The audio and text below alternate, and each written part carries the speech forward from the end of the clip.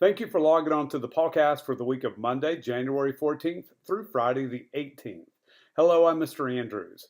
And I'm Miss Pegram. And here's what's happening on our team this week. All right. Hello again, guys. Short kind of week this week because of benchmarks coming up. One thing I did want to mention is if for some reason we were to get inclement weather and we were not at school Monday or there's a delay Monday, they have already pushed benchmarks back a day if that happens. So regular schedule, the reading benchmark will be on Tuesday. And the math benchmark will be on Wednesday. If for some reason that we don't come to school Monday or there's a delay Monday, then they'll be pushed back to the reading benchmark being on Wednesday and the math benchmark being on Thursday. So I wanted to let you know about that. Because of that, we are not going to be able to do our regular lesson as a whole. So we're going to just continue to review. We're going to start our next week's lesson into character development, character analysis. We're about a third of the way through the book currently, which is crazy to think. We just started it last week, but the students really seem to be enjoying it. I love this book. Please get them to tell you what's going on in the book, and you should read it too, parents. It's a really great book. So yes, character development we will start on. We'll get to hit a little bit of social studies this week too. Continuing on with some of our presidents. And keep it up. Keep up the good work. And let's get prepared for benchmarks. Thanks again, guys. During the math portion of our school week, we're going to be working with benchmark numbers. Those are 1/4, 1/2, 3/4, and 1/3 and 2/3, as they correspond with the scope of one whole. So students are using that information to check the reasonableness of adding and subtracting fraction problems. We're also going to be doing multi-step word problems this week, dealing with the reasonableness of problems using fractions.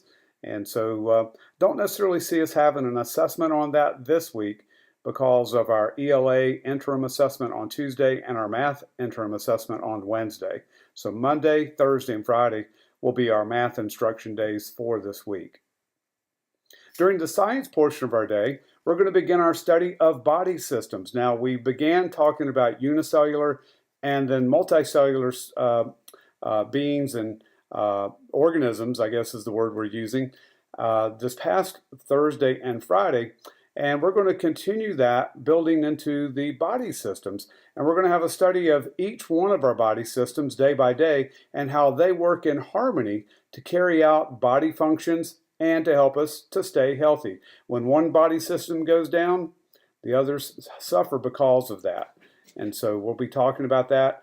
And again, our theme, our main objective is to talk about how body systems and how they work together. Again, our ELA and our math interim assessments are on Tuesday and Wednesday respectively. You can expect your child's science test from this past week and math test along with the NFL football graphs to come home in Monday folders at the beginning of the week, whether that's Monday or another day early this week. So expect those to come home. You're always welcome to check PowerSchool as often as I can update things, and more than happy to entertain your questions if you have them about any of the assessments that are coming home this week.